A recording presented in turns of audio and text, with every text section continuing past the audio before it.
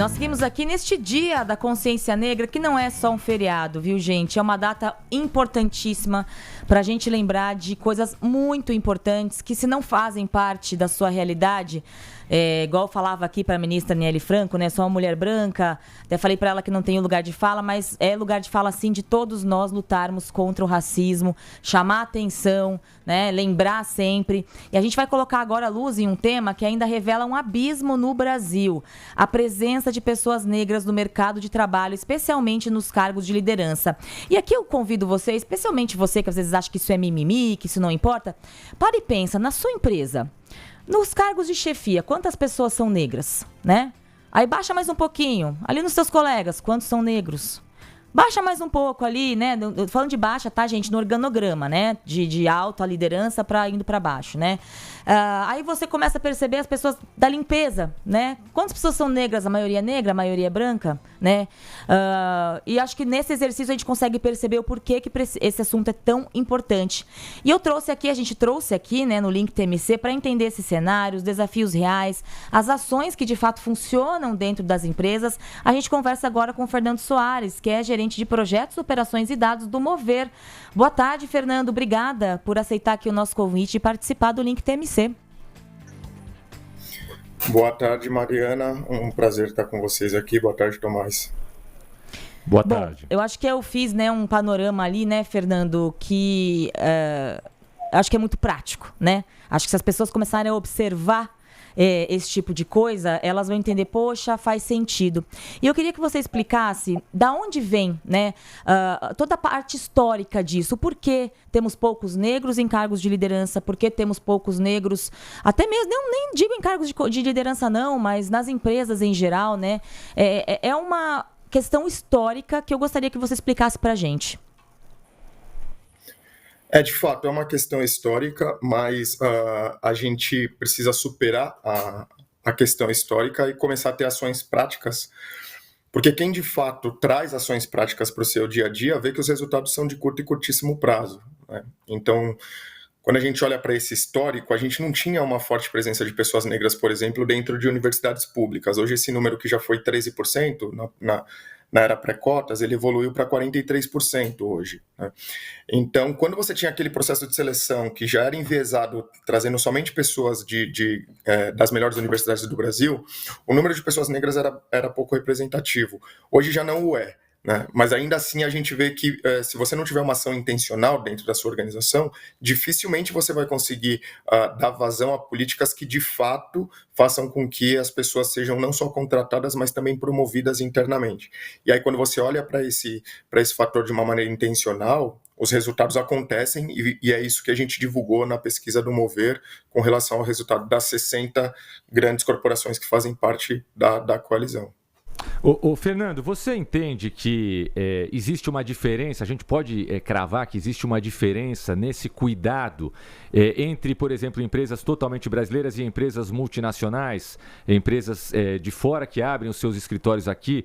Você percebe essas empresas tendo um pouco mais de cuidado com essa questão, não só da raça, mas também do sexo? Ou não? Você entende que aqui no Brasil é tudo a mesma coisa nesse sentido? A gente tem que evoluir não só as empresas 100% nacionais, como também as que vêm de fora. Ótimo ponto, Tomás, mas não necessariamente. Você tem empresas não brasileiras, né, empresas estrangeiras que vêm para o Brasil, que já tem uma política de fomento à diversidade de longa data, né? Empresas que já trabalham essas pautas há 20, 30, 40 anos. E isso porque percebeu com dados, com análises e com visão estratégica que trabalhar 100% da população de seus países sempre foi muito mais estratégico e potencialmente rentável para suas empresas do que olhar para determinados silos, né? Então você pega o próprio Estados Unidos, né? É um país que trabalha a questão de diversidade há muitos anos. As empresas europeias também têm uma visão muito positiva nesse sentido. Agora, o que eu diria com relação às empresas brasileiras é que elas vão estar divididas muito mais olhando para a altíssima liderança, né? Se a altíssima liderança já entendeu, né, e experimentou ou está aberta a experimentar esse tipo de ação, dentro dos seus espaços, aí as portas se abrem. Então, não diria que seja algo necessariamente com relação à origem da empresa, mas tem muito a ver com a capacidade da sua alta liderança de entender, né, quais são qual é a necessidade inicialmente e se colocar disponível para aprender que esses processos eles existem e eles dão muito resultado. Eu queria que você falasse da importância de abrir esses espaços, né, as cotas especialmente, né, porque muitas vezes as pessoas negras não conseguem nem chegar aos processos seletivos, né, por uma série de fatores, né, vamos falar de São Paulo, por exemplo, pessoas negras que são a maioria nas periferias não conseguem nem saber que aquele processo está acontecendo, sabendo não conseguem chegar até o local de seleção também, né, então eu queria que você falasse primeiro sobre a importância de ter essas ações afirmativas e por que o discurso de muita gente que diz assim, não, eu não sou contra a cota, mas não contra a cota para negro, eu queria cota de social, de dinheiro, de pobre. E não é simples assim a questão, né, Fernando? Eu queria que você exemplificasse o porquê que a gente não pode tornar essa questão tão simplista nesse sentido de, olha, não, eu sou contra cotas para negros, mas agora tem que ter cota para pobre, né? E não é assim que funciona, não é mesmo, Fernando?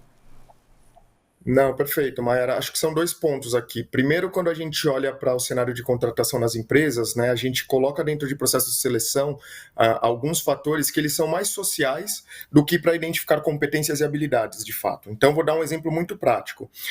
É comum que empresas coloquem em seu processo de seleção para vagas que não necessariamente tenham tanta necessidade que a pessoa tenha algum nível de fluência em inglês, né?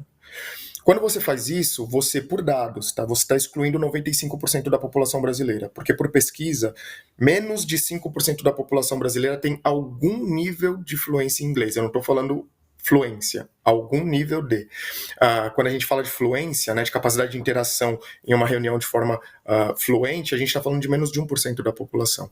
Quando você, então, tira esse fator do seu processo, você percebe que você está ampliando o volume de pessoas que fazem parte do seu processo de seleção, você consegue identificar quais são as que têm as competências e as habilidades de fato necessárias para aquela função, e você traz para dentro da empresa pessoas que são muito inteligentes e que podem aprender, né? E aí você traz, por exemplo, a ferramenta do inglês como algo que seja parte dos benefícios da sua empresa. Essa é uma forma. No Mover, por exemplo, no ano passado e esse ano a gente distribuiu 50 mil bolsas de idiomas para pessoas que queiram estudar idiomas. Pessoas negras, né, especificamente. Quando a gente olha para o cenário das cotas, esse comentário as cotas eu gostaria que elas fossem sociais e não raciais. Bom, esse comentário ele já não para de pé por si só, né? Porque as cotas raciais elas são parte das cotas sociais, ou seja, uma pessoa negra que tenha condições financeiras, ela não entra nas cotas raciais, ela não é elegível. Para ela fazer parte das cotas raciais, ela tem que primeiro estar dentro do grupo de cotas sociais, que é 50%, e a partir daí metade disso vai para cotas raciais. Então isso também é uma falácia, né, no fim das contas. E quando a gente vê o impacto que as cotas raciais tiveram, você tem um aumento muito grande de pessoas negras dentro das universidades públicas, mas esse número como um todo, ele não chega a 1% da população.